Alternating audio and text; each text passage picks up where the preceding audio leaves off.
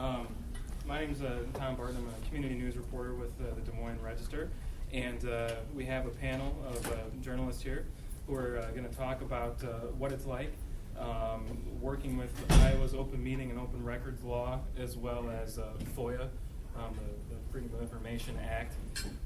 We have Perry Beeman over here, who's the environmental reporter with the Des Moines Register, and we have Laura Solson, founder, creator of Ames365.com, and then we also have Lee Rood, the projects and investigations editor with the Des Moines Register. Clark Kaufman, also investigative reporter with the Des Moines Register, was supposed to be on the panel today, but unfortunately was not able to make it. He had a more pressing commitment come up. He's actually in Seattle receiving an award right now from the Health Journalism 2009 conference, and he's being recognized as Beat Reporter of the Year for his stories uncovering abuses in nursing homes across the state, exposing unlicensed providers at state-run home for the mentally disabled in Atalissa, and detailing lax enforcement of patient privacy laws, as well as the disturbing death of a patient in a nursing home. Anyway, today, again, panelists hope to talk about the obstacles and frustrations and some of the emerging trends among state, federal, and local government agencies to hinder access to information and hopefully share some insight and advice on how working journalists can persevere against those who kind of stymie the media at times when we're working to expose important issues and let the public know about what's going on. First off, I'm going to let Lee Rood start off with kind of just a general explanation of the state's open meetings, open records law for those who maybe aren't that familiar with it. Well, a lot of you are here for class purposes, I'm assuming, but this matters more and more to you as citizens. As there are fewer and fewer working journalists, more people are going to have to know how to use these laws, we call them sunshine laws, so that you can get information from government agencies to kind of get to the bottom of things. Sorry, you can't hear? Like no mics. So, I guess, I don't know, we don't have microphones. So both the state and federal government have sunshine laws. In Iowa, ours have been on the books for, I think, 25, the most recent version, 25 or 30 years. We use these every single day, almost, in the Register newsroom to write letters to state and local agencies to try to find out more about the issues that we're covering. We could not do investigative journalism, certainly, which is our most important function, without them. They're, chapters 21 and 22 of the Iowa Code, if you ever want to take a peek. But basically what they do is they presume that all information, all documents, all records created by government agencies are open, unless there's some specific provision in the law that allows people to keep them somehow confidential. And by confidential, and by You have to hold it, I guess. okay, and by confidential I mean maybe your personal health records or certain personnel files, things like that. You mentioned Clark. Clark is probably our top expert at the newspaper in terms of using these laws. He's relies on them for almost every major investigation that he does. But speaking of Perry and I also use them quite frequently, and they're just an enormous help because one of the things that we want to talk to you about today is how much more difficult it is to kind of get the truth out of government agencies, both at the state and federal level. It's just more difficult all the time.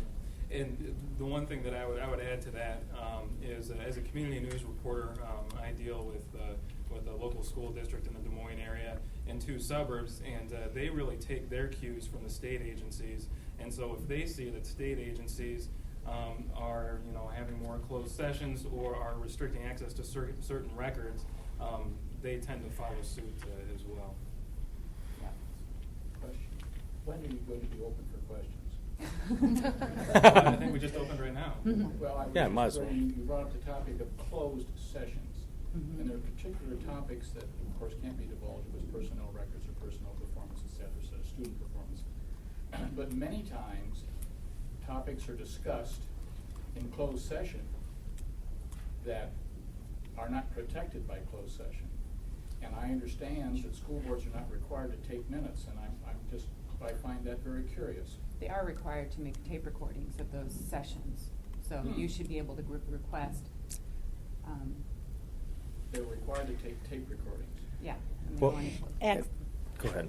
in this, I believe, however, Lee, that it requires a judge Yes. to get that tape opened up, if you will.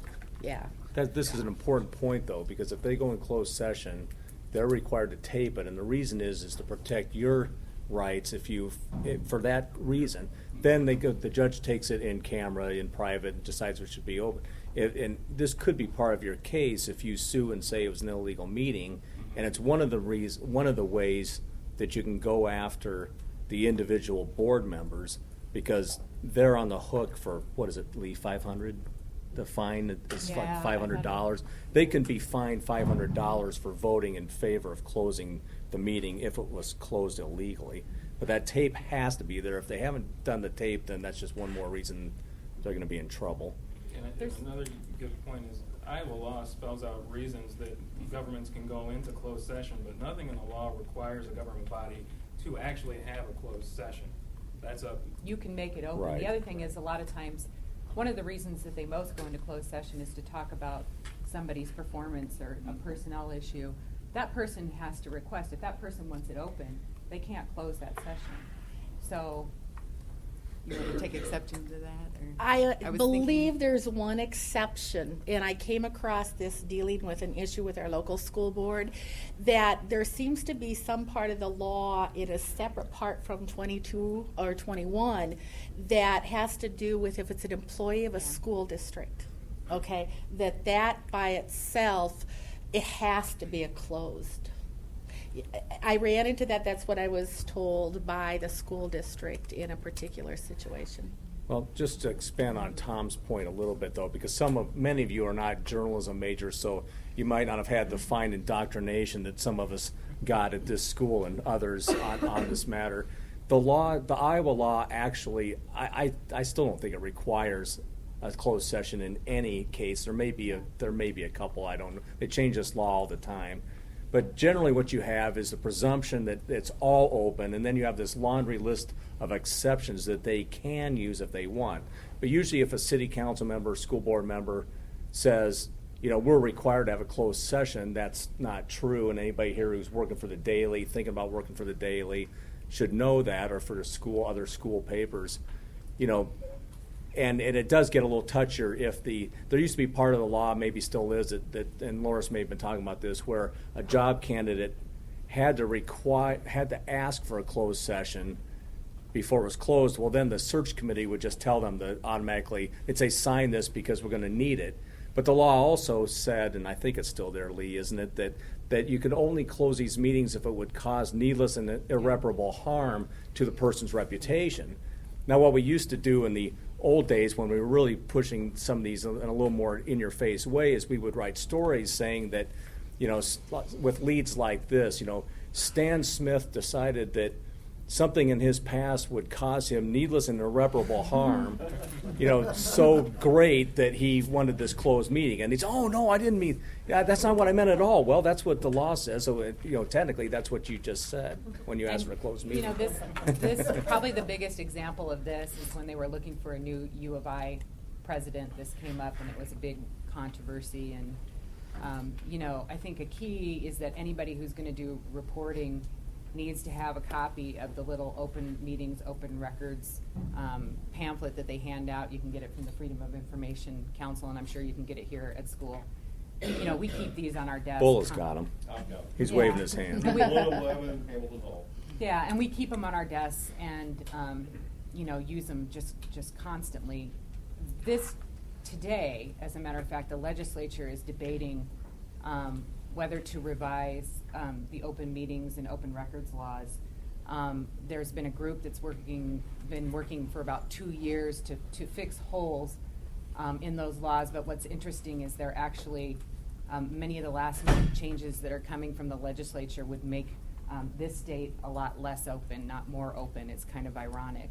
So It's like all these last-minute amendments that have been kind of offered to this legislation that was supposed to help us with scandals like, CTEC. I'm sure a lot of you have heard about the salary scandal that happened with that Central Iowa Job Training Agency, the flap over the U of I presidential search, things like this where lots of things have been kept from the public, very important things. So we're all kind of crossing our fingers that doesn't get balled up in the very last days of the legislative session. I actually went down and testified during those legislative hearings for this.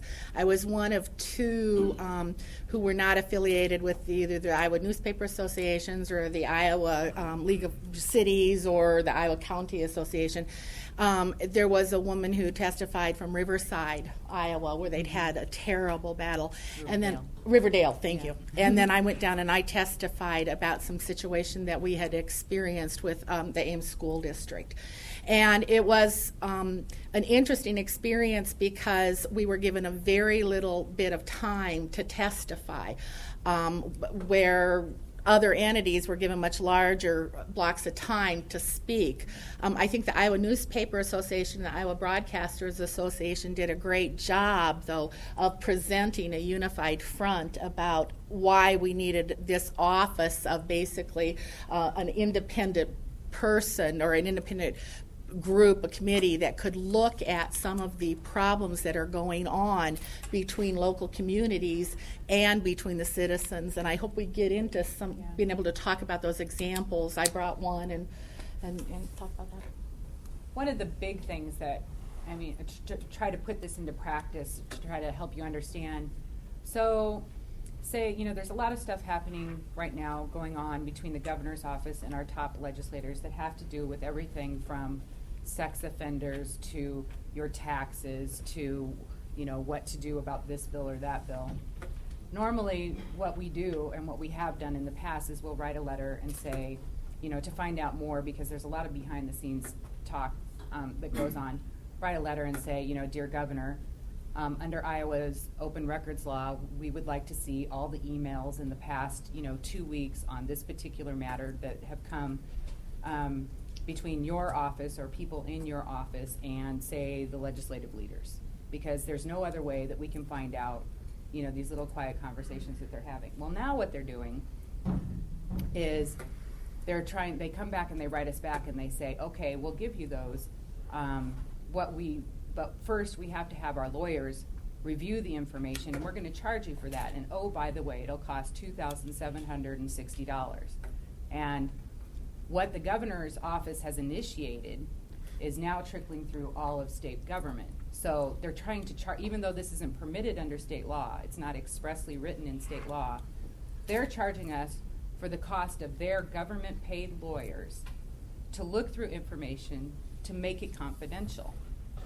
And that's not the way in which our laws were written. They were written under the presumption that all information would be open. So, of course, we contest this. We're not getting very far, but we're contesting it. Another thing that they're doing is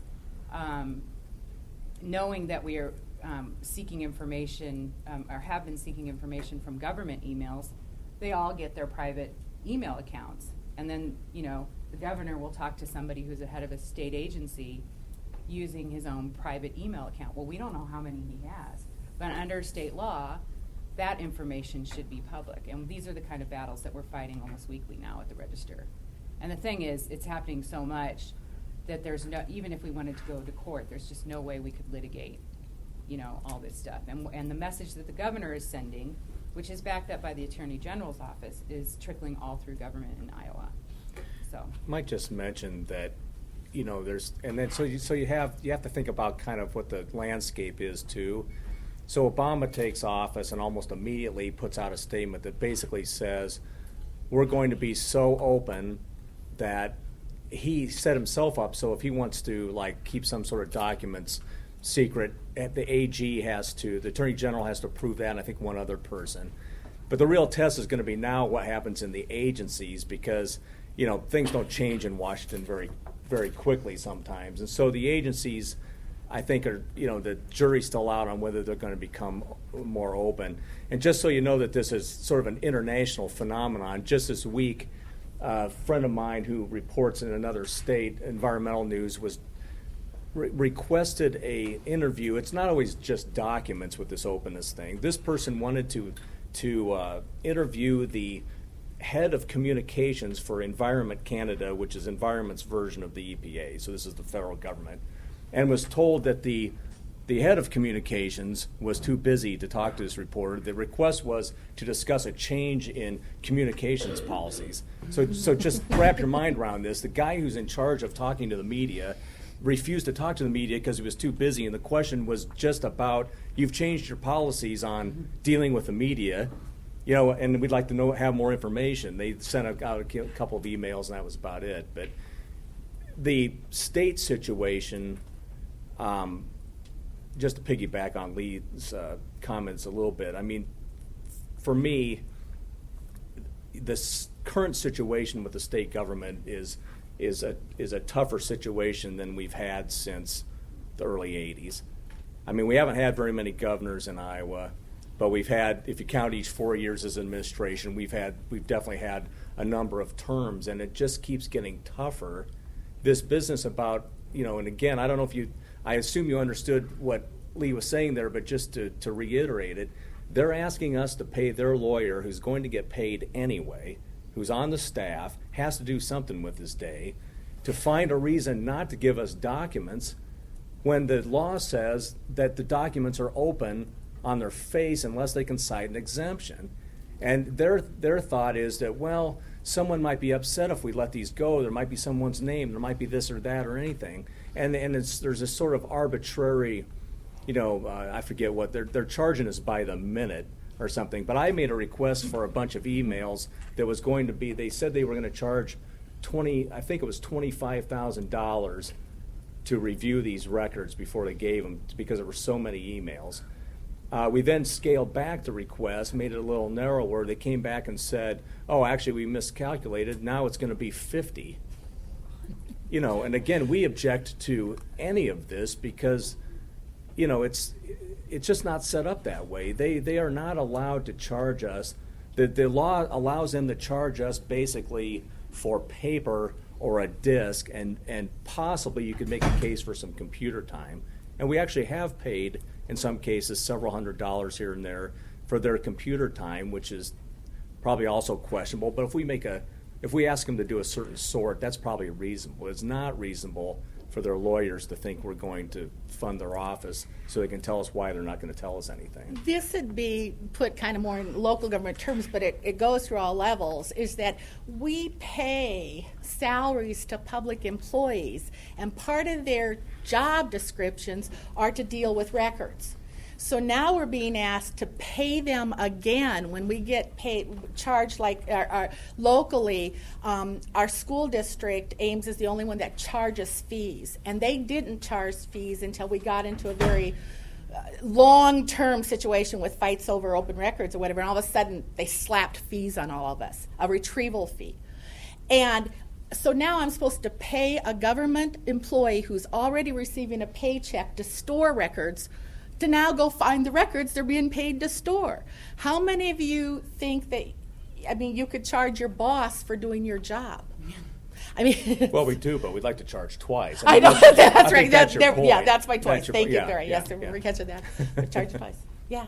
I guess my only question when it comes to that is, do you think it's more of to try to, not as much to hinder you getting them, but to set a precedent? Because if, let's say, you spoke about this in colleges all over the state of Iowa and high schools, and every one of us started requesting records, they would need a person full-time just to process. I might call that a democracy.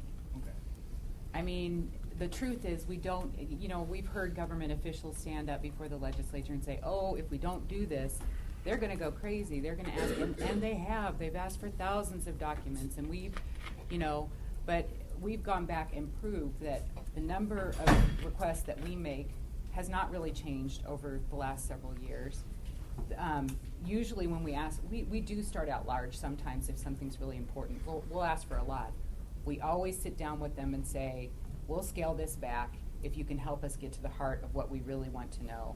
And in the cases where we have made exceptionally large requests, they have never fulfilled them anyway. So This is your rights as citizens. We're talking about the very heart of a democracy. This sounds kind of dull because it's a couple state laws, one federal law, and it's all about kind of this, just documents and stuff. But if you don't have this, you don't have a democracy anymore. You don't. Well, we have a good example here. We have a gentleman here who's trying to get records from the Ames School Board. Sounds like Loris has had a bit of a history with the local governments here too. Yeah, I'd love to tell that Nothing story. we're asking for. I mean, we have no special privilege as journalists. These laws were written for the public. We're using them. We happen to, this is part of our job to use them. But lawyers and taxpayers and interest groups use this machinery all the time, sometimes better than we do, to do their reports and their.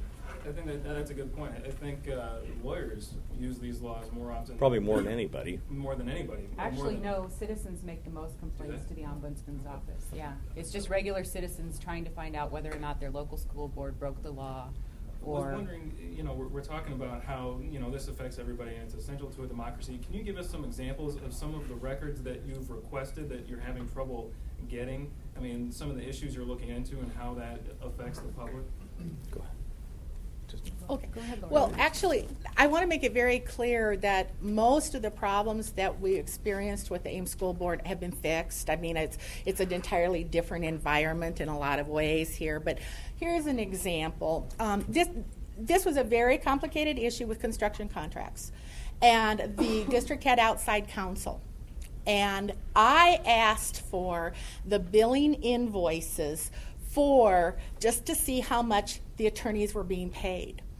I happened to make the request the day after a private citizen made the same request. So when I called the chief financial officer, he'd already talked to the attorneys. By the way, the same attorneys whose bills I was requesting. And the citizen was told no. I get a no also. Because of the problems we've had that we don't want to all go into, but I had a deal with our county attorney who said the next time I got turned down, I was to call him and he would send a police officer with me to the district school office. I know this is funny, but this is how bad it was. And that he would watch me get denied and would then file the charges. So I get this no, and I get on the phone to the county attorney. And the county attorney calls the police department, and I get a call back from a detective. And we set a time to go pick up the records the next day. And I call the chief financial officer back and ask if that's convenient for him. And that's one thing when you're working really, I think, in all levels, you need to be a little considerate. The law says they should be able to produce most of this right away. Well, they're human beings, and they have jobs, okay? So all of a sudden, can I call you back in 20 minutes? And in 20 minutes, I got a call back that when would I like to come pick up those records? They had gone from an excuse, and they didn't even give me an excuse. The law says you have to get an excuse in writing when you're denied. They had told, I found out later, the citizen the day before is he couldn't have the records because there might have been some confidential client attorney privilege on there. These are billing invoices. If that attorney's office was not smart enough to prepare their invoices to not have confidential information on, that's tough. I mean, bills are a real basic. You can always see the bills. Okay, track the money, follow the money. So it was a very interesting situation. The officer and I did not have to go, but it took me literally having to cut a deal with the county attorney. And that deal with the county attorney only came after months of a small citizens group, of which Bill was one, Mark was another, okay, a small citizens group hammering on the district attorney, or the county attorney. When I started this process, this happened to me 2 years after I'd started doing the investigation. And at that time, I was the section editor for the Des Moines Register's Ames Life and Times. I had money behind me. You might want to tell them about why you had to call the county attorney and the attorney general at state, and the problems with having the county attorney or the attorney general be the one deciding whether it's a crime, they've committed a crime or not. There's no agency that directly oversees this, and you have to file charges. You have to take it upon yourself as a news organization or as an individual citizen to get an attorney, or you have to convince your law enforcement attorneys to file the charges. And that year that this was happening happened to be an election year in our county. Well, I mean, part of what you're probably getting at is the Attorney General basically has a conflict of interest here. I mean, that office represents the state agencies, but we're asking them to enforce this law, which Lee's done a great job of writing. This law is not being enforced in Iowa. This law has some teeth to it. We were hoping to get more. Now we're fighting We're to gonna keep. get less. Now you always have to be careful what you ask for. And this is an example. We knew there was a risk opening up the debate on that law because the exemptions keep getting longer. But just go back to the question here about that. Let me give you a couple examples of records we've tried to get and others have tried to get. I mean, one of them is a federal situation. Katrina was how many years ago? A few years ago. At the day after Katrina hit, a reporter for the Times-Picayune in New Orleans asked for the federal government for records about everybody who had a release of petroleum or anything else had to immediately report that. So he was trying to get an immediate report out so people coming back would know whether it's safe to go back to their neighborhoods. Long story short, he's never received anything except a call, which we get sometimes. Some of these agencies will call you every year and say, "Oh yeah, you've got this request. Do you still want us to consider that?" It's like, yeah, we want you to consider it. We wanted the documents 8 months ago. One of the things I got denied on was a fairly broad request I made for emails sent by and received by the administrator at the Iowa Department of Natural Resources.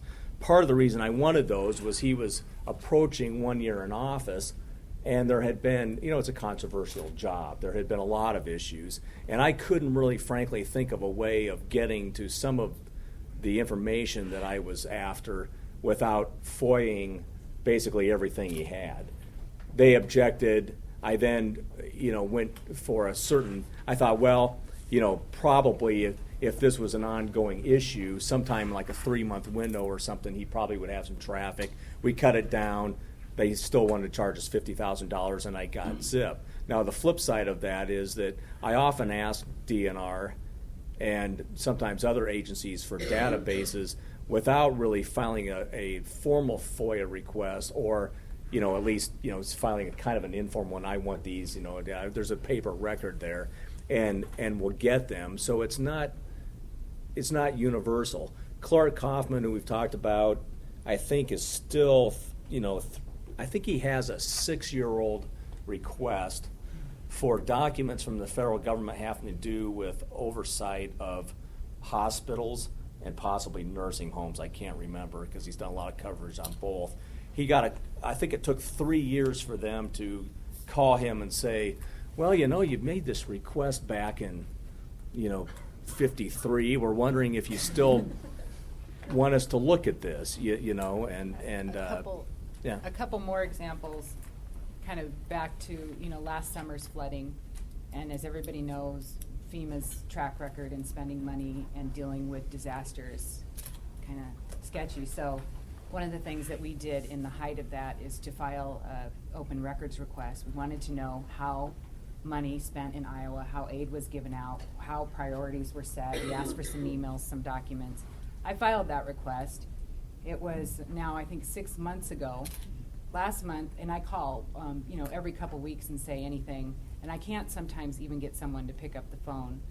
Last month, I wrote a nasty letter in the wake of Obama's day one, thing that we're going to be more open in federal government, and said, okay, well, if this is the case, would somebody please get back to me?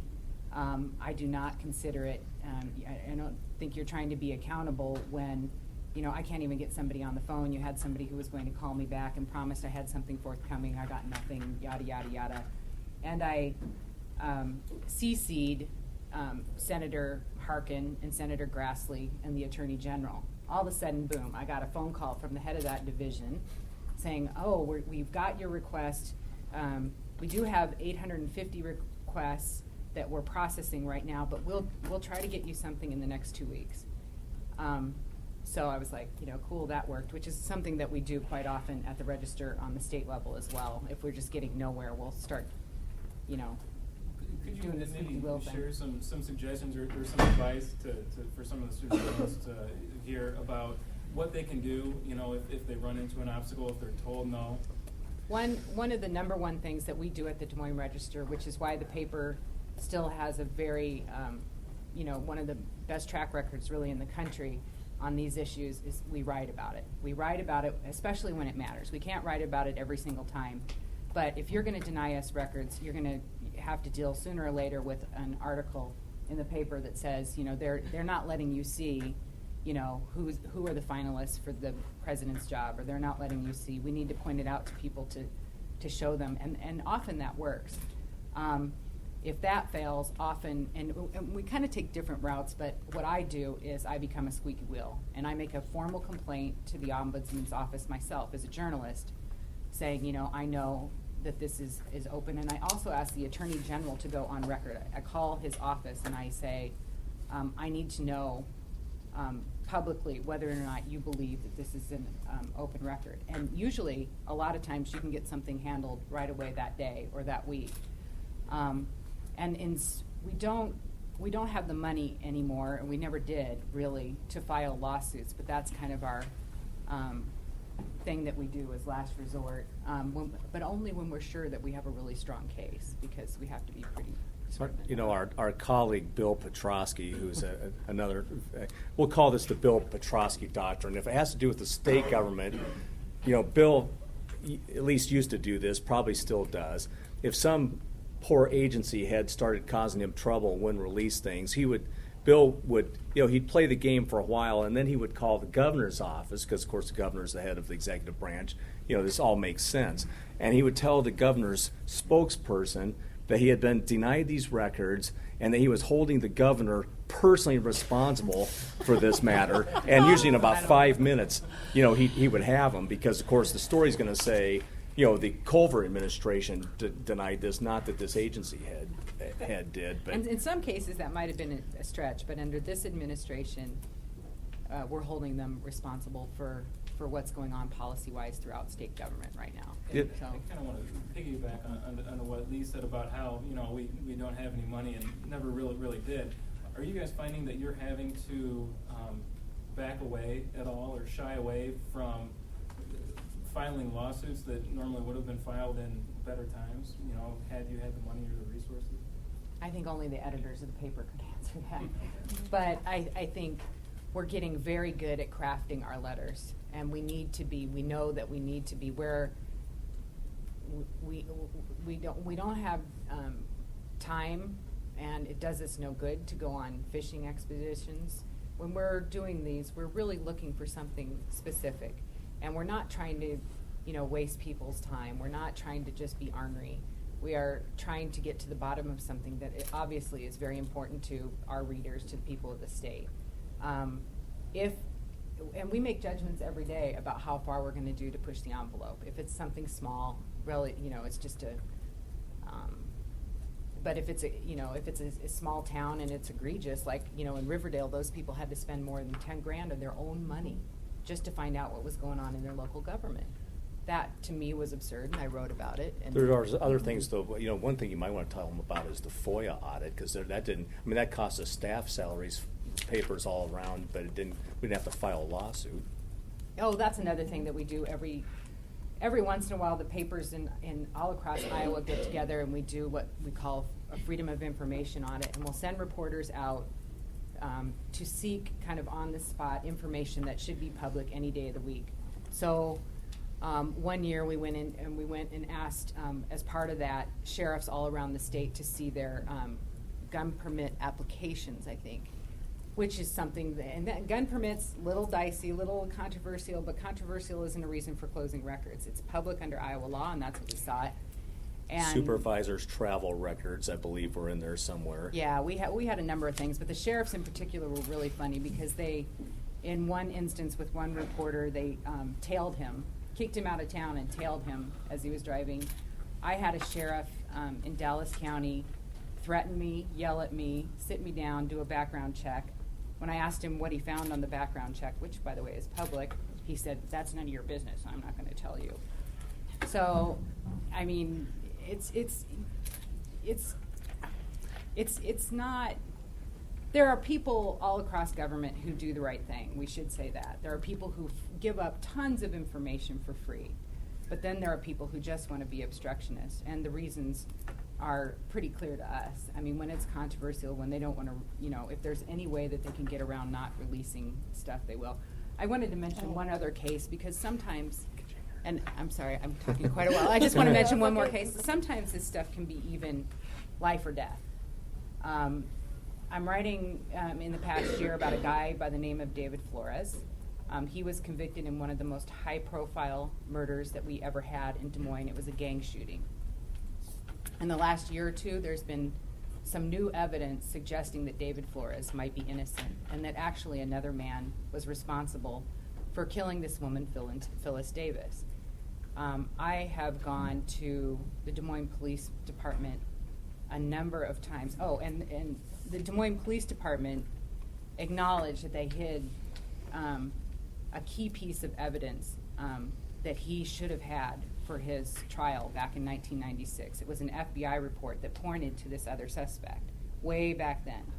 Since then, David Flores, who's serving life in prison, has exhausted all of his appeals. His case is now, post-conviction case is pending before a judge. But the Des Moines Police Department has denied me access to, related to that murder, related to the other suspect, related to, there are 3 or 4 cases that were all tied together, so I wanted to look at all the records. And the reason that they're saying is that the case is still open, and that the case of the other suspect is still open. This has happened in 1996. What reason would there be at this point? They obviously don't have any leads in these cases. So, I mean, and it's life or death because this guy could spend, and if he's guilty, he's guilty, fine. He can spend the rest of his life in the can. But if he's not, then there's still someone out there who was responsible for this killing. If I could, Lee gave a good suggestion about the writing about it. That's the number one, the power of the press or the power of the internet, now that I've left kind of the print world.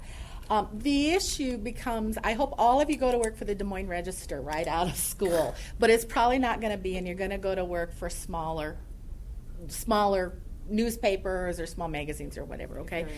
If there are any left. And what's going to happen is you're going to find out, first of all, that if you write about it, and especially if you're an independent, is immediately the other side is going to charge you with being with not being balanced or fair about it, because there's not that whole layer of editors and everything to make that request from. So you're going to fight that right off the bat. Squeaky wheel. I want to come back to the gentleman asked earlier, a little bit something about what happens. In the situation that we had ongoing with our school district, we had a school board member threaten to sue a citizen who continued to ask for information for harassment. We had a school board member file an actual police report for harassment against a citizen. Squeaky wheel, after a while, yes, because I had my background at the Register, even so after I went independent, I had a small audience, but I had the right audience to read my copy, so that kept me valid. If you don't have that credibility going in and you're small, or your small town paper owner is fighting with the superintendent of schools or whatever it is, okay, you become much more difficult. I can't tell you about the power that comes with working for the Des Moines Register or the Cedar Rapids Gazette or some paper like that, okay? The other thing I'd like to just address is the money. Even when I was dealing with this and worked for the Register, there was a limited amount of money that the Register was willing to put behind me. And they did great. I got subpoenaed and the attorneys came in and fought that. We had senior management drive up and talk to the CFO. I mean, we really tried. But I knew all along that we weren't going to sue. I knew what my budget was. It may take the bloggers and others who are whatever form the media turn into here. Somebody has to watch these people. I mean, we had this CTEX scandal in Des Moines, and let's if you don't know what that is, it's basically misspending of federal money on exorbitant salaries and things of this sort, you can almost predict where these scandals are going to happen because they happen at the agencies that we don't watch very much. The Ames School Board, the Des Moines School Board, Ames City Council, Des Moines City Council, legislature aren't going to get away with much because, and Iowans have this kind of tradition of, you don't have to be the the Illinois governor to get in trouble here. We don't. There's a low tolerance for crap in Iowa. And somebody starts down that road of looking like they might have a conflict of interest, we usually out them, and because people don't stand for that around here. But if the newspapers go away and people stop going to those meetings, I guarantee we're going to see a lot more questionable. I'm not saying that everybody's bad out there and elected officials all have a problem, but the likelihood of things getting a little sloppy are high. We had a situation, speaking of this, you reminded me of a situation where a citizen of West Des Moines who did not work for any media outlet whatsoever went to the school board in West Des Moines and wanted to tape the meetings for her own reference. They told her she couldn't do it. We wrote a story about it, and she's now, you can bet she's taping them now. It's like that's just a complete violation of basic freedoms. It's just like you people have never even read this law. You don't have lawyers. What's going on here? Just a quick item. When you sue the school board, for example, you have to be a little careful because they have what they call a linebacker policy that they pay for each year. So they have a staff of attorneys that they retain each year. It's called a linebacker policy. So if you come at them, they have enough money to spend, they can spend you out of business. But nothing's stopping you from writing an op-ed to the Ames Tribune or the Register. Politics, maybe, but right? I was the fellow that had the detective come up in my driveway saying you're being charged with harassment because you asked the same question over and over again. When you get close to the bone, you'd be surprised what happens. Well, if it's in a public meeting, I think it would be hard for them to make that case. Incidentally, the email. Okay. Oh, okay. Well, that's bizarre. The Iowa State, just as an aside, the Iowa State Foundation fight, is close to home up here, and that was another one where we went to some considerable effort to, and for those of you who may be students here, if you don't know this case, I'm sure my buddies in the journalism department will share it with you. The Iowa State Daily went after the athletic council here because the athletic council said that they were not a public body. I think Brian and I were probably on the staff of the Daily at the time. And we said, oh, yes, you are. Long story short, went to court. I think it went to the Supreme Court. And they said, baloney, you're getting public money, you're a public body. And that was a huge case in FOIA law in Iowa and still is.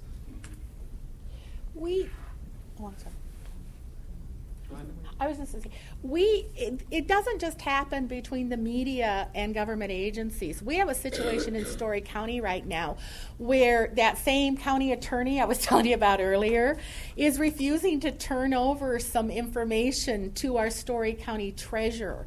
We literally had our treasurer have to write a formal request for information. And we have one of our Story County supervisors having filed a complaint with the Attorney General about a violation of open meetings law with the other two supervisors. And they're all of the same party.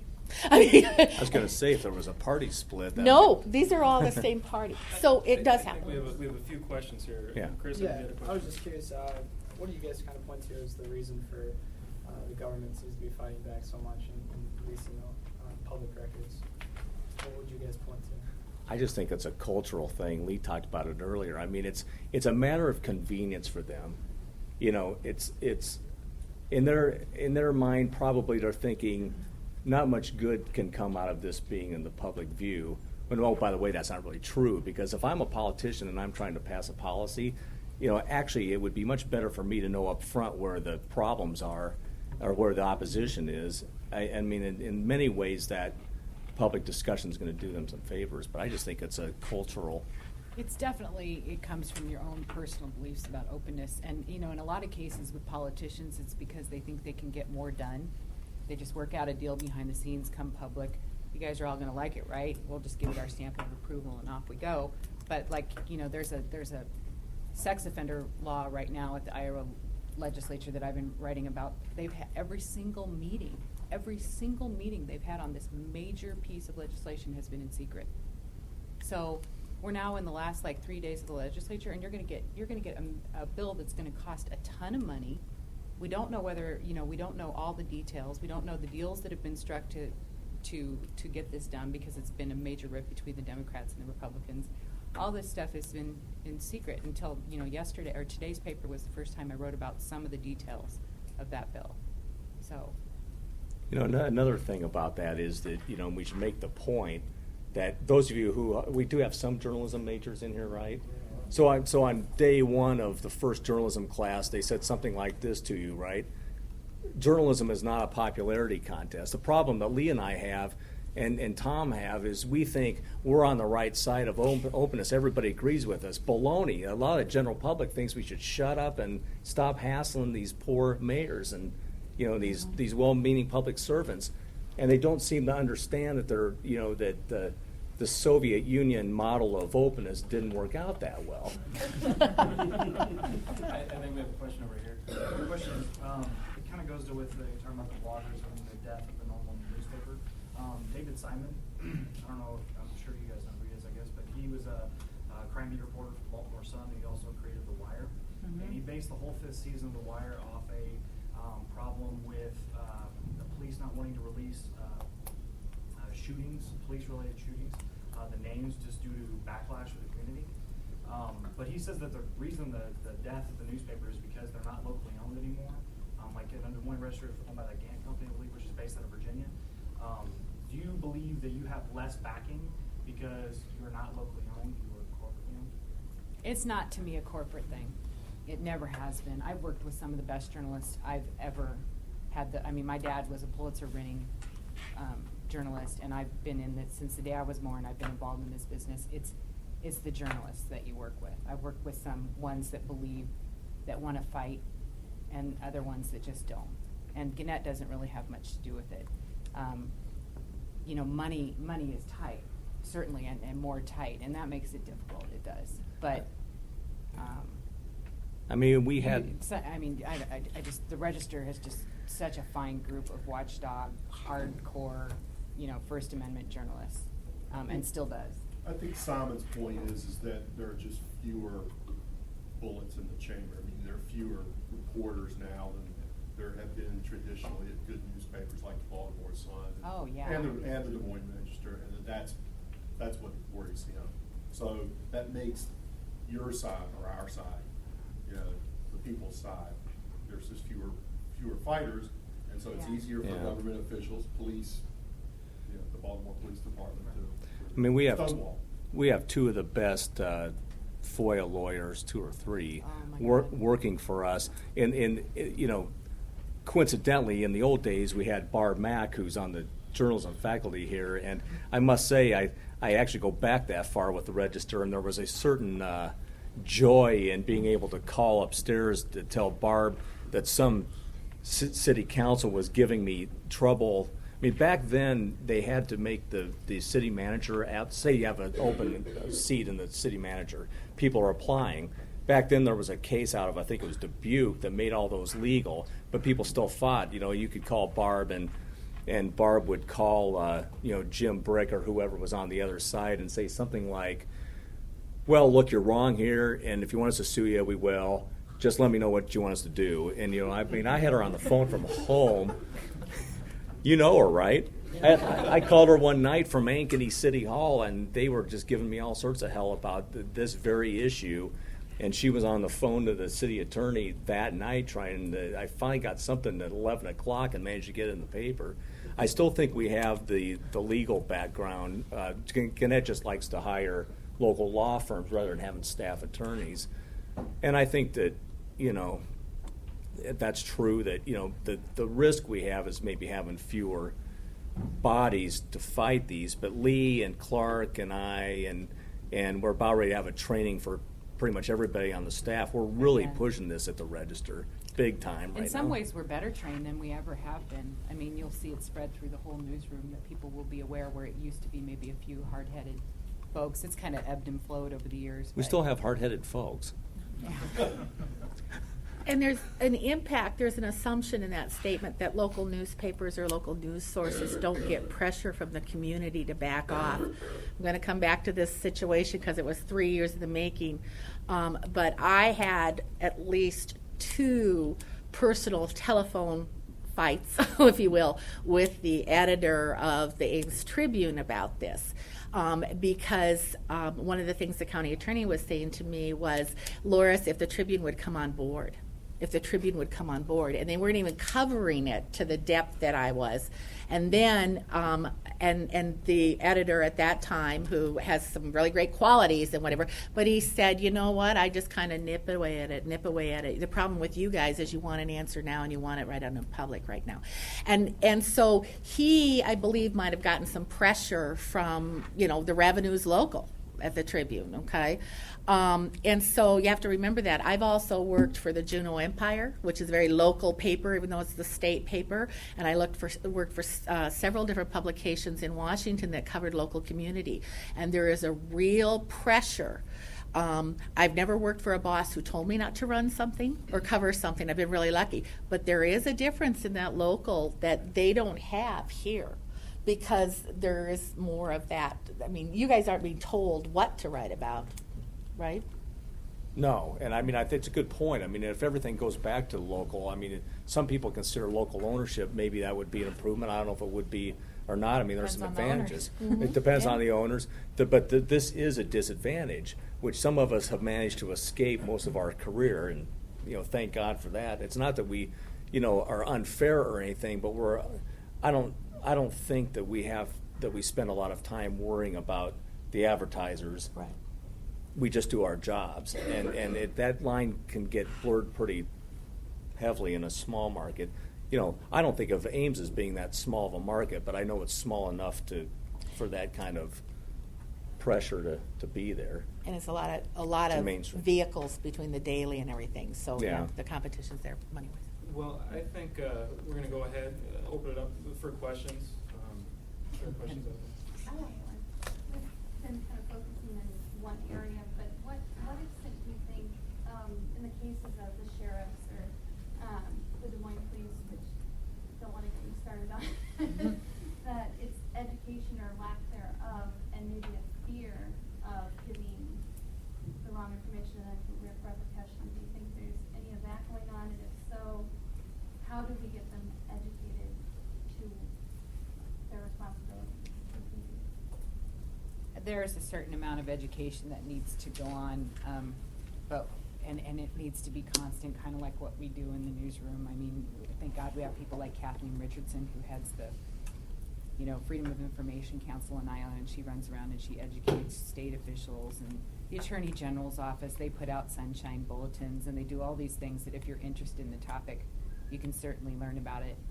But we're past that point in Iowa. We really need enforcement. I did a story a couple years ago, and you can only point to just a couple cases in the last decade where they've actually, county attorneys, and by the way, county attorneys can get involved, or the Attorney General's office, when you talk about formal action. And in Iowa, if you violate the laws twice, you can be ousted from office. So, but that's never happened. No one's, you can count on one hand the number of times that people have cracked down, and it's very frustrating. Yeah, I'd just like to say it doesn't do much good to send out these sunshine bulletins if you're not going to enforce the law. And, we're having problems getting the law enforced right now. We just are. And among yourselves, name one case where the press released something and it turned out to be a really bad deal. What story can you think of in history where something was released because of an open records request and something really, really bad happened? It doesn't happen. This is good. This is good on every level, but people are getting shot down left and right. There's a certain code, I think, among elected officials too, because basically what we're asking here is for an elected state official to take a shot at one of his brothers and sisters, either in local government or state government. And we haven't mentioned that the congressional offices actually are exempt from FOIA, which it causes some problems, but it's, I think a certain amount of this is the reason I want to do it. Davenport has to go. Yeah, we know. Yeah, we were warned. Yeah, we Have a good trip, gang. Okay, somebody else have a comment? I have a question. Tom Miller, the Attorney General promised in December or January that his office would do a better job. And you can tell, right? And so my question is, it sounds like you're saying it's not happening, so how does the press put more pressure on him? And can you do that without having to go to the bully pulpit of editorial page? Well, at some point we will go back again and we will look at this year, part of this law that they were trying to do to improve enforcement of these laws. They were going to establish a council that heard complaints and took action. It was going to be independent.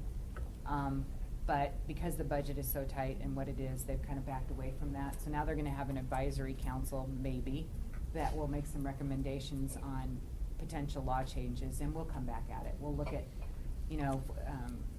we'll look at complaints and we'll see how they're doing and see if there's any measurable change. But I can tell you that thus far, there isn't. No, let me ask you this. Do you think that newspapers and the Register does an adequate job of educating and informing the public as to the impact that it has through, the open records requests that we make? I mean, do you think that, Iowans understand what happens, when we make these requests? Do we say, because of, Des Moines Register investigations, because of requests we made, here's the story about these mentally retarded men living in, unhealthy conditions in Adolissa. I mean, do you think we do a good enough job of publicizing that? Well, we try to every time. I mean, we're encouraged to every time we do something that there was an open records request involved. Unless you're not. Is that what you're saying, Tom? That we do mention it, but I don't think people understand it. That's right. And when Dave was talking about the situation, I mean, it's almost like in one way I can think back to when WI was going. I'm sorry, it wasn't the WI thing. When the Pomerantz Board of Regents had the brilliant idea to kill the ISU journalism department and fold it in with Iowa.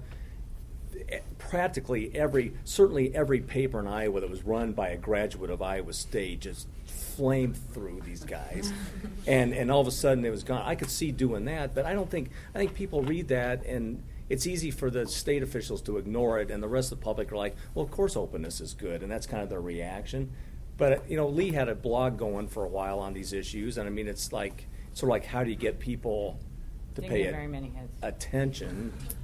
It's not Paul Kaiser's argument. I Wasn't think, very sexy. Yeah. I like when I read copy in the Register that says from a Freedom of Information request or due to that. I would even say, but this is that if it were those newspapers and news vehicles who could still afford to do this kind of investigating, they would even put a sidebar in that would say how many hours of staff time went into this, or just a couple of paragraphs talking about what did we have to go through. This was 6 months in the making. These were 250 requests or whatever. Not everybody will read it. You're right. It's like a Some of blog, that but gets some it. people may see it, and I really don't think that people understand what it takes to do investigative journalism. I think Clark Kaufman does a good job of pointing out a little bit of the play-by-play of what he asked for and what he wasn't given. It's my favorite thing on FOIA is when you call a federal agency and they won't tell you who their FOIA officer is. It's like, can you tell me the person I need to file this? So they said, well, you gave it to the wrong person. Well, who's the right person? Well, I'm not authorized to say. Some of them have this on their website now, and I'm convinced the email goes to, some place in Siberia where what's left of the cavalry out there is, And I would say, receiving. if you want to be in communications, if you want to be a writer of any sort going forward, if you want to cover sports, if you want to work for Esquire, if you want to, whatever ESPN, whatever you want to do, this stuff comes in so handy. It makes you, it's what distinguishes you. It's what people want to read. It's what, you know, there are, I hate to say it, but good writers are a dime a dozen.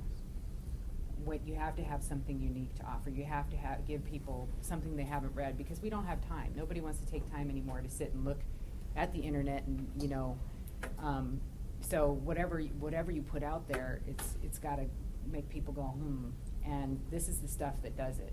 So we had a guy, Jeff Zeleny. He was from my alma mater, University of Nebraska-Lincoln. He was one of the first people in their journalism department to actively use the state. He learned how to use Nebraska's open records law when he was a college student. That guy's at the New York Times now. He covered Obama. He writes just captivating stories. He's just exceptional with open records. It really not, you know, it catapulted his career, just not being aggressive and learning where to look and where to find stuff. So, incidentally, don't be afraid either, because there are a lot of model letters, like I think investigative reporters and editors have on Society of Environmental Journalists, and the Reporters Committee on the Freedom of the Press all have sort of boilerplate letters you can kind of massage and use. It's not like you have to become a lawyer to do this. You don't. Student press also. SPJ. SPC. What about places that they can go to find out about Iowa open meetings and open records law? Is there any organizations that you would recommend? I think you had mentioned. Freedom. We have the FOIA Council, and Bull over here has the nifty little booklets he was offering, which is a great place to start. I really, really love the Reporters Committee for Freedom of the Press website. It's awesome because you can compare different states and their laws and different battles that are going on. There's student press issues, you know. I mean, it's just, I think that's an offshoot of it. So, yeah, sorry. There are a lot of different uses, though, and Lee was talking about the power it gives you, and you know, you all are probably, you know, more gifted in using some of these database tools and web tools than, I mean, we're learning this on the job, and you've come up with it, but it really helps now when things are going to the web. You know, it's like, don't just tell me the story. Let me search for my county, my address, my community. You know, how much of this is going on where I live, and it's, you know, the power of having those records and the databases is pretty cool. Right. That was another thing I was going to bring up. You know, we were talking about using you know, the open records, open meetings laws, you know, to write these hard-hitting, powerful investigative stories. But we also use them for very useful purposes, where we create these databases where you can check to find out how your you know, municipal taxes rank up to, you know, surrounding areas, surrounding counties, or you can click to find out the jobs or the projects that your city submitted for iJobs, you know, for economic stimulus money. You know, is my street going to get repaired, and is that, you know, on one of the jobs that they submitted or whatever. So I mean, it also is a useful tool. We did one last year that actually was based on research done here at Iowa State by John Downing over in the, I'll call it the ecology department, but it hasn't named this long and I can't remember it anymore. It's been changed over the years. He had done 5 or 6 years worth of studies on Iowa's main recreation lakes, updating data that really hadn't been done since 90 and then back to 80 or 70s or something like that. Basically, you had a whole lot of data to tell you if your local watering hole was any good or not. And we loaded this up on a nice little clickable map and database so that if people wanted to check, you know, Hickory Grove over here east of Ames to see whether it's worth swimming in, they could do that. And it was really a nice way to combine all this. We had to actually select certain parameters because Downing's work was quite comprehensive, and I'm not so sure that the general public wants the 30 or 60 different parameters, but they might want the big ones. So. Oh, you meant lakes. I thought you meant bars. Yeah, that's what. Bar. And then we did the bars. Just Well, now we're kidding. doing, I know, I had to actually think, we're what is doing he one right on about garage again? sales now, right? We've got some database thing on how to find a garage sale. It's hard hitting stuff. Yeah. As a role model, the legislature exempts itself from the open meetings and open records law. Is that a good role model? Is that a part of the problem? Yeah, that's part of the problem. How does that affect what everybody else does as far as open records and open meetings? I just wrote another story about this. I kind of write one every couple of years. The legislature under Iowa's constitution, they have the right to set their own rules for themselves because they're a different branch of government. And with that authority, they decided that they can have as many closed meetings as they want to, and that they don't have to give you any public records regarding, like their emails, their phone records, and all that stuff. So here they are. They're taking off a lot of cities and counties when they tinker with the sunshine laws this year, when they don't subject themselves. And again, I ask you, what harm? Oh my gosh, if we made everything, if they had to be as public, even half as public as cities and counties were, where would the world come to an end? I think we might wind up with fewer bills, but maybe better bills, if things were aired in public every year. They're doing their main negotiations in what they call caucus, which is private meetings with their party.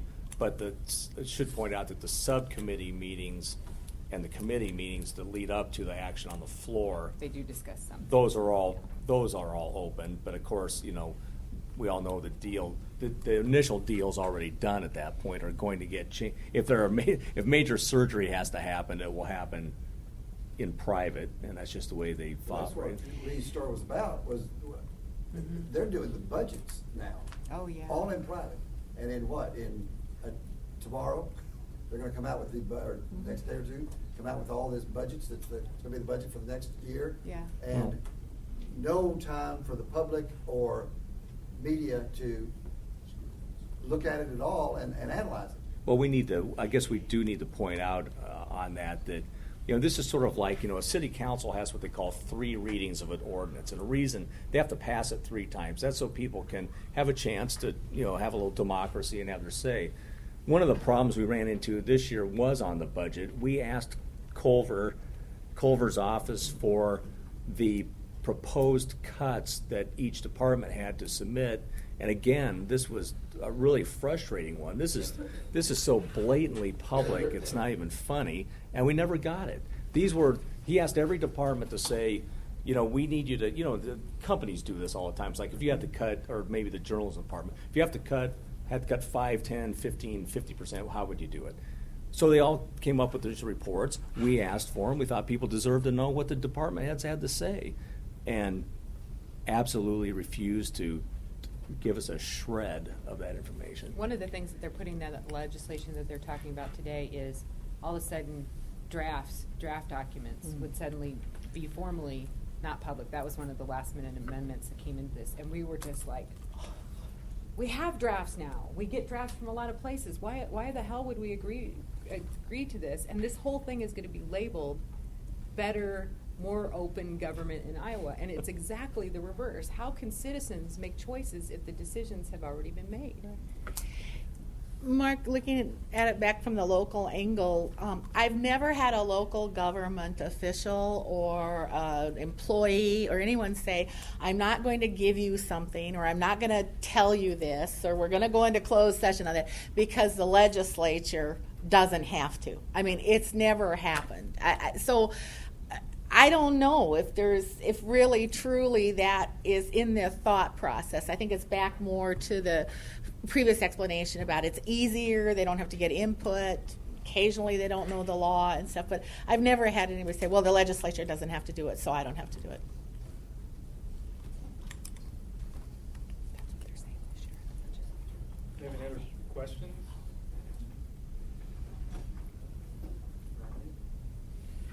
Well, one reminder, Odell McGee will be speaking at 7 in the sunroom of the Memorial Union. Keynote speaker, tonight for First Amendment Day. And also, this is brought to you by the Iowa Professional Chapter of the Society of Professional Journalists, as well as the Leo Morris Chapter of the Society of Professional Journalists here on the Iowa State campus. I'd like to thank our panelists for agreeing to participate. Leah Roos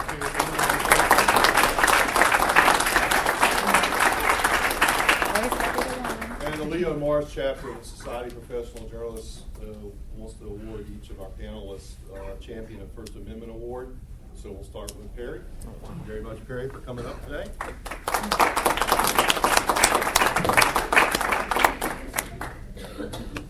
And Lawrence.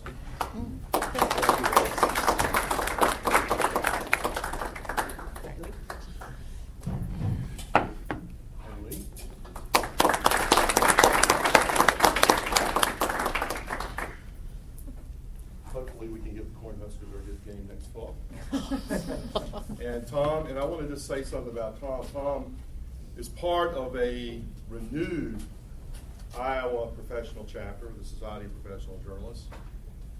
This time last year it had 0 members. Now has probably, 50 members? Maybe? I don't know if they're all paying. Lucas can answer that question. And it's wonderful that Tom, let's see, who else is Rachel Halgo is the. Well, we have board members with us if they'd like to come up. Well, all right, let's go through it. Rachel Halgo is the president. Yeah. All right, who's vice Jared. president? Jared Strong's vice president. Well, president-elect. President-elect. Right. All right, keep going. Then we have Lucas Grunmeyer, our treasurer. Stand up, Lucas. All right. Who We else? have Sarah Vizdega is one of our board members. Sarah, stand up. Aaron Simpson from Meredith is also a board member. Okay. And Marjorie Smith is also a board member. I'm a board member. And am I forgetting? Oh, Marie Elizabeth Oliver. Okay. And I would say the majority went to Iowa State. Is that right? Close. No? It's a mix. Mix. What do we got? Drake? Drake. Wartburg? Okay. Iowa? Any Iowa? No Iowa. Good. Anyway, they've done a great job of getting this organization going. It really kind of started last spring when we had the Region 7 conference at the Iowa State Center. And Dave Eikens, who's the current national president, along with the last president of SPJ, sort of got together with these people, and they wined and dined each other, and they suddenly figured out a way to get this chapter going again. I think it had been a couple of decades they would not had a chapter in one of the best newspaper states in the country. And so it's wonderful that they are going strong again. And I encourage you, Iowa State students, to join the Leo Morris chapter while you're here. And when you get out there in the real world, have a job, hopefully, that you will join the professional organization, and they meet all the time. I get email invites all the time. The next one is when, Tom? Tonight there's one. Well, yeah, everyone invited. We're having a social from 4:30 to 6 at Legends. We have a room reserved. So a social between the ISU chapter and the professional chapter, and yeah, everyone's welcome. Yeah. And so this is a great opportunity for you to reach out to other professionals, share ideas like this, network, and also just have some good fun. We're getting ready to go to the regionals in St. Louis in a couple of weeks. I don't know if the professional chapter is going, but we're taking 7 down. Times are kind of tough right now, but we're taking 7 down from Iowa State, mainly because of the generosity of Dr. Bishea. So this is a great organization, and one of the best things about if you are in it in the college level, the first 3 years at the professional level, Yes. you continue to have the same rate, which is about half the dues rate. So that's another good little perk. And ultimately, SPJ is another line of defense legally. They will provide legal information and counsel. So, Tom, thanks a lot. Appreciate it.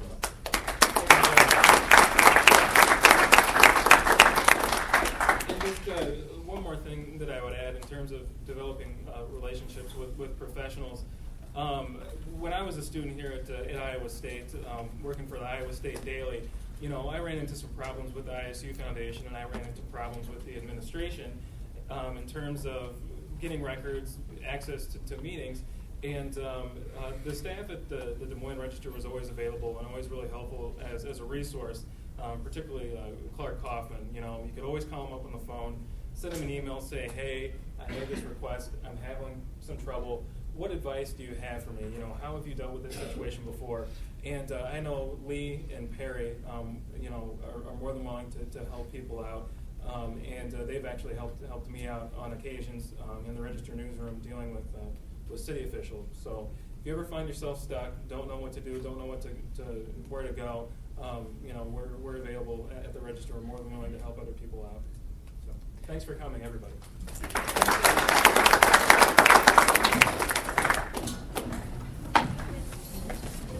Thank you. I owe you a drink. Well, enjoy those drinks there. Thanks so much Yeah. so much for doing this. I Thank really you. appreciate I it. appreciate it letting to put in the local viewpoint. No, I think that's because important. It really is important. Thank you. Yeah. How you doing, Mark? Good. Steve, I can sign. Well, I was over. I came in. So did SKJ chapter. I know. I've never met her. Yeah, it is.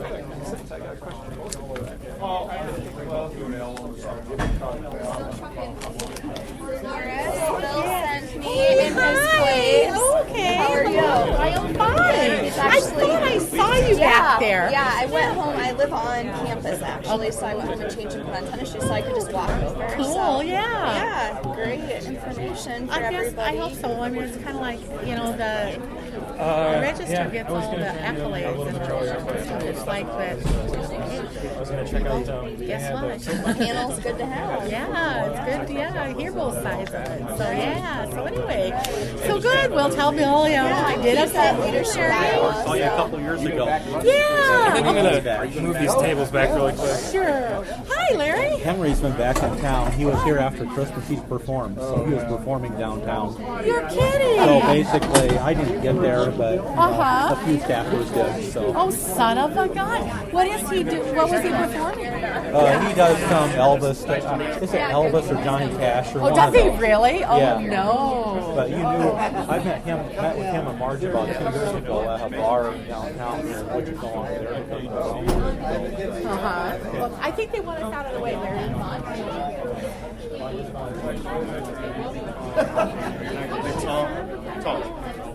I know it's beautiful.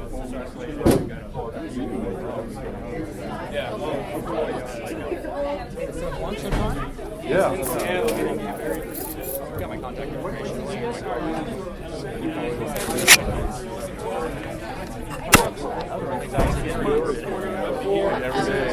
Yeah, let's do it. Let's get you up there. Glasses.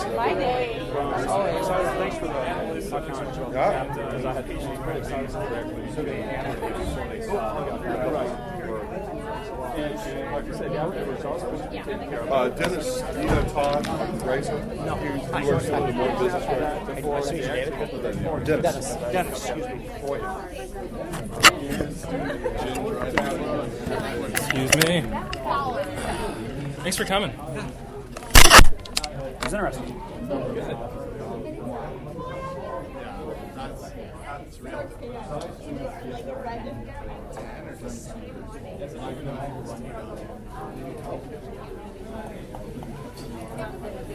Yeah, I'll get used to it. You guys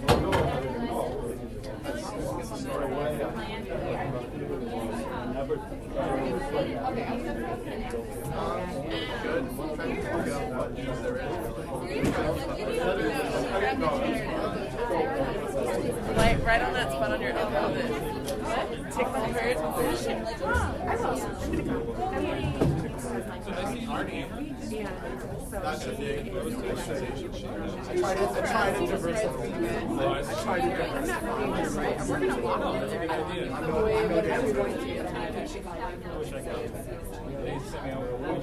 I can just call her.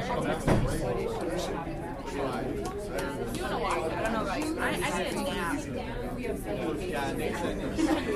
That were you dreaming over here? I feel sorry. Yeah, that's why I was like, we were outside all night. That was the best. Oh my god. No, I wish we could. Aren't charging you. Just tell you you're not there. Yeah, we can probably. I would think we make it.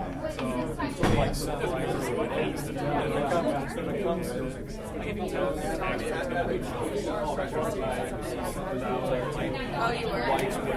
We keep track. When I got up and left you, sorry, I was like really quick. I know over to that. Oh my god. Isn't there yeah, right now?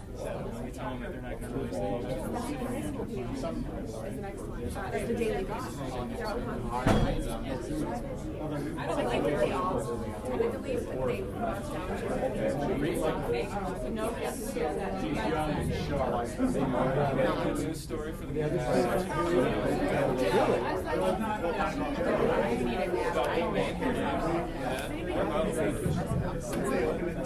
Sure. Good luck. Really? There's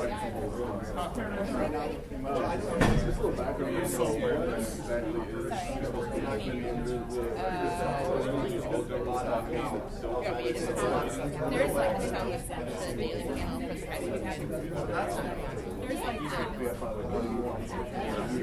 it's a lot. I wrote something about the guy who died and gave $1.3 million.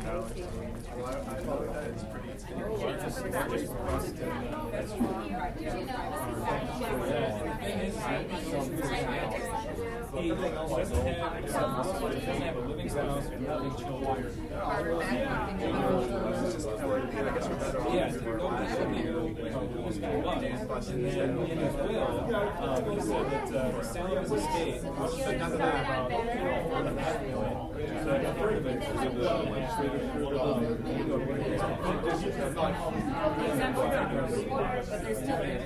why this guy was selling his security. No. Sounds like a lot. I just spoke to the corporation panel that high school kids are going to sit down with daily. It's kids with big kids. All the high school kids left or home. So we don't have to worry about that. It was time confusion. So I guess that was.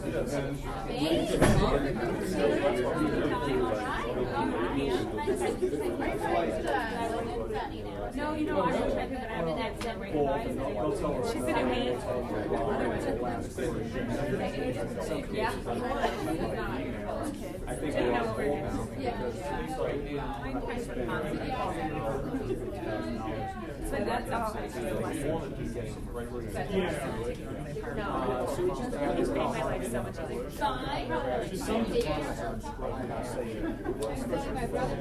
But over the years, it's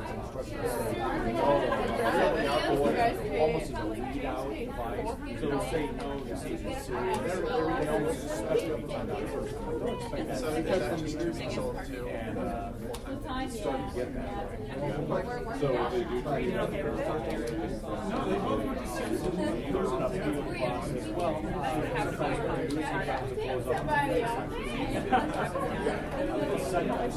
Get that. Yeah, thanks. He doesn't get the award if he didn't show up.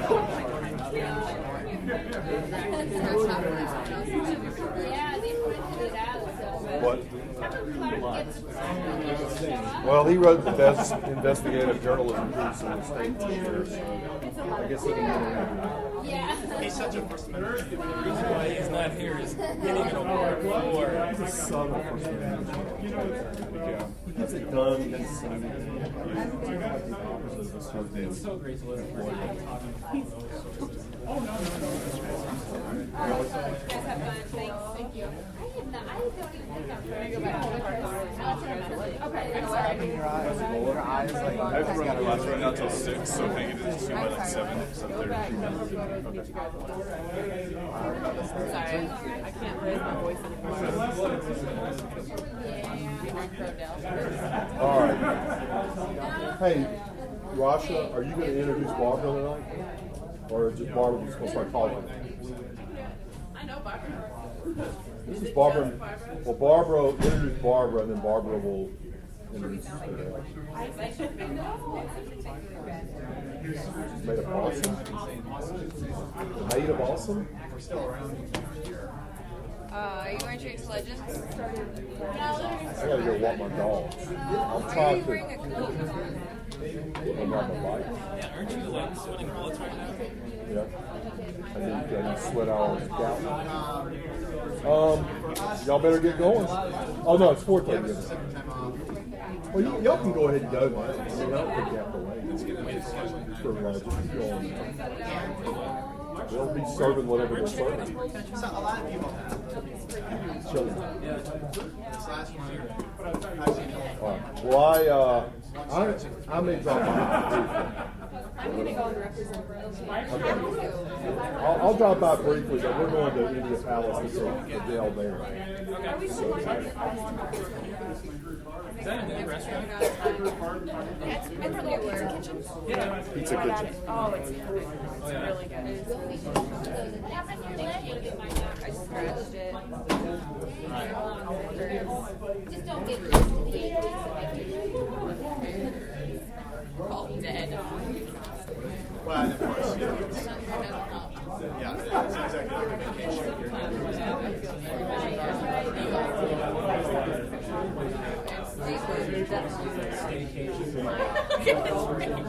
Yeah, I wonder how that started. We were out there all the time. Everyone,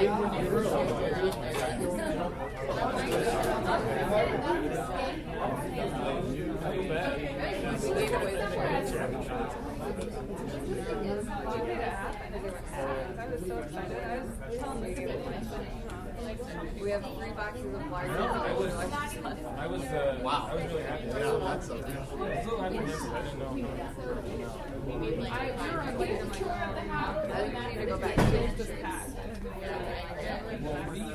I guess I got here about all how you think of it. 10 after 2, and just a few people, but then everyone just came in. we're gonna make notes tonight. What was good? Yeah. That turned out. Yeah, there's 3 on the road. Most people said that. Yeah, there's no question. Yeah. It's been a long time. We have a March at 8 o'clock. All of it. And deadlines are so early now. But I'm like, I was I told hoping- my boss. We got a lot. I got one. There's only 2 I was hoping by planning this so far, people noticed like Yeah. We really gotta get it. But still, It's not too busy. I feel like it's the same. I don't know. Hey, Tom. Hey, how's it going, man? Good to see you. It's not really rush hour. We're asking questions and we're getting people together to talk about something. This is like, I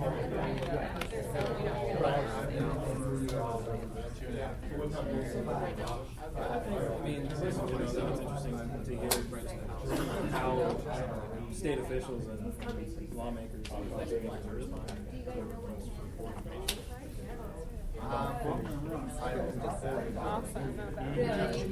I know he was writing. yeah, I mean, that makes sense. It does seem like it's like, okay, now they're voting on it today. It's like, oh, where did this come from? And what strikes me is one part of all requests is still remain. Really? Like, what's 130,500. Wow. So this is our she's a yeah, this is one that's so they compiled data from 25 federal departments and agencies reporting each of and from last year's data, 1/3 of all requests still have things on there. And the agencies denied the highest percentage of requests in the last 11 years. 44% of requests. that was in today? Yeah, it was an inside of a metro.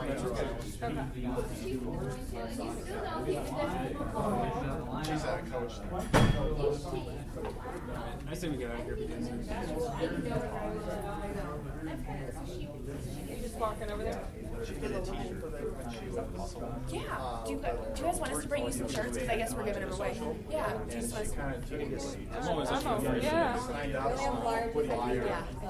no mediums. So basically a nightgown. They like, hey, bring me a nightgown. Okay. I don't need another shirt. Sounds good. Should I bring like 10? Can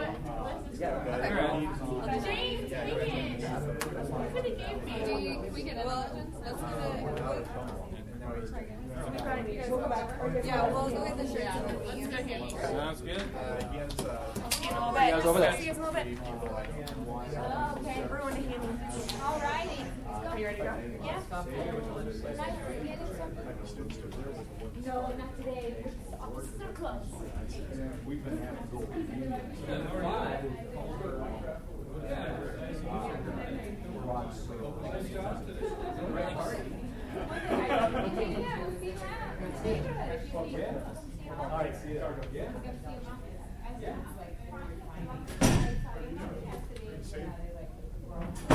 I know, she needs Yeah, to that get was out good. more. She's like, If I don't, you guys take care. We'll see you. At least she was looking out the window anyway, she saw my son Tom drive by. We had his van stolen. Do what you can. A couple weeks ago. There's been another stolen in 3 days here. This was one. So she was glad to see he was driving again. Your child's okay?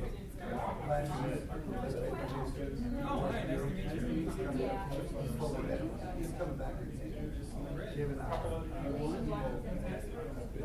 think we finally got it. That's how we used to. He's coming Saturday. I'm talking, I give you 3 hour course on project hearing.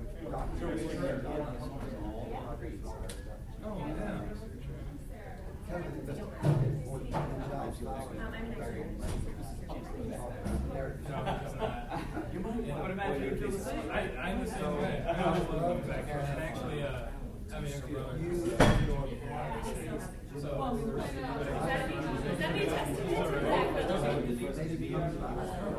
he's not. I'm just like, she's not family. I come from a family.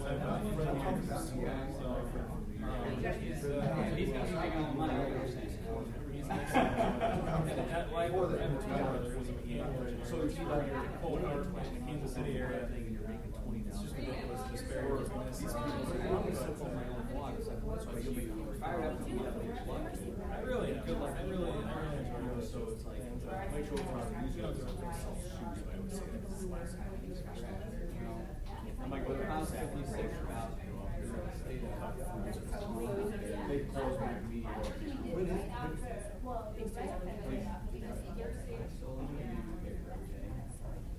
Well, even though I'm considered, generation, I mean, I'm the same way. I mean, I get a lot of my news on the internet, but for me, it's using the Right. I need the paper, so I can kind of sit down, process information, Okay.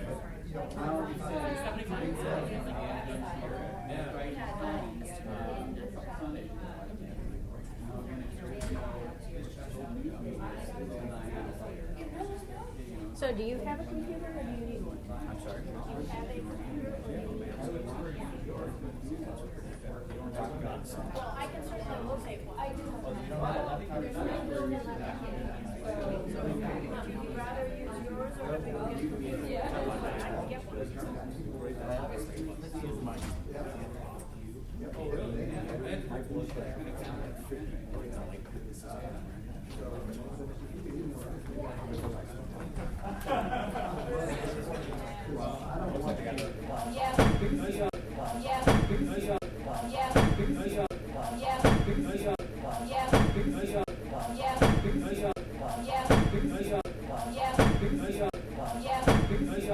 Yeah.